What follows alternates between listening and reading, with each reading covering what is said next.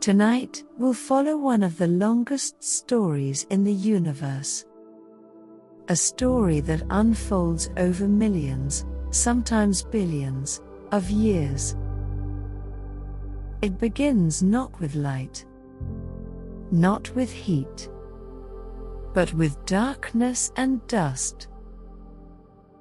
Across the Milky Way galaxy, enormous clouds of gas drift slowly through space. These clouds can stretch across dozens of light years. They are cold, quiet, and almost invisible. Yet hidden inside them is the raw material for something extraordinary. Stars. This is Curious Nights. And tonight's episode is called The Life Cycle of a Star, From Dust to Dust. We'll gently trace the long path a star takes, from drifting clouds of cosmic dust to brilliant shining suns, and eventually back into the dust again. Most stars begin their lives in regions astronomers call stellar nurseries. These nurseries are enormous molecular clouds.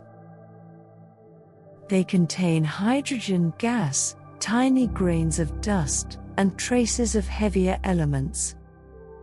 The temperature inside them can be extremely low, sometimes only a few degrees above absolute zero. In such cold conditions, atoms move slowly. The cloud drifts through the galaxy almost peacefully. But gravity never rests. Even the smallest imbalance in the cloud can begin a slow collapse. A region that becomes slightly denser than its surroundings begins to pull in more material. Gas gathers. Dust follows. The region slowly grows heavier. As gravity gathers more and more material, the center of the collapsing cloud becomes denser. The growing object at the center is called a protostar. It is the earliest stage of a star's life. Material continues to fall inward toward the center. As it does, the energy of the falling gas turns into heat. The core temperature slowly rises. Thousands of degrees. Then tens of thousands.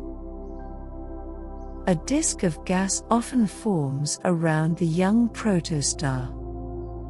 Inside this disk, planets may one day begin to form. Eventually, the core becomes hot and dense enough for something remarkable to happen. Nuclear fusion begins. Hydrogen atoms begin combining to form helium. In that process, a small amount of mass is converted into energy.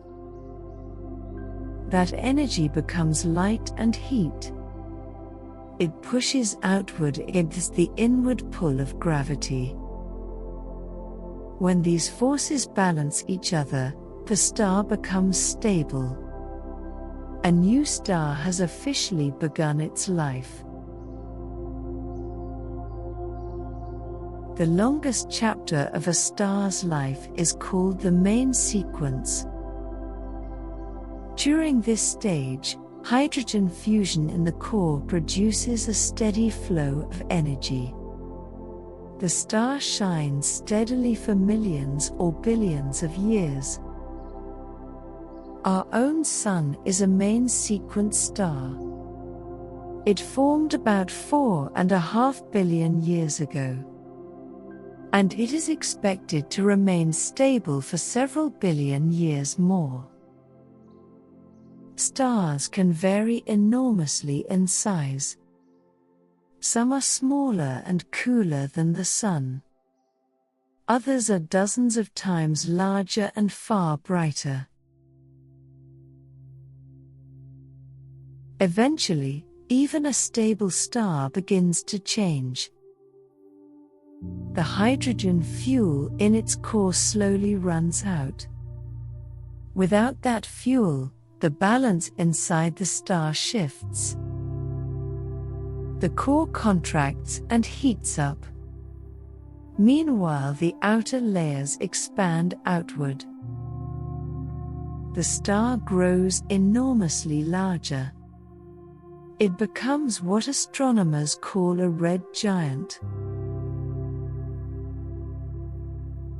The final stage of a star's life depends mostly on its mass. Stars similar to the Sun shed their outer layers into space.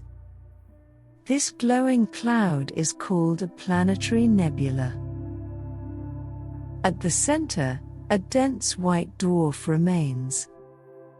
A hot stellar core slowly cooling over billions of years. More massive stars end their lives more dramatically. Their cores collapse, and the outer layers explode outward in a supernova. These stellar endings are not simply the end of a story. The material released by dying stars spreads into the galaxy. Gas and dust slowly mix with the interstellar medium. Over time, new clouds form.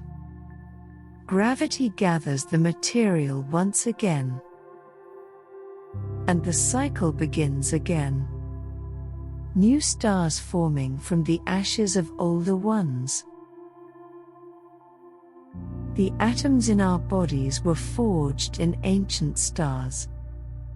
And long in the future, they may become part of new stars once more.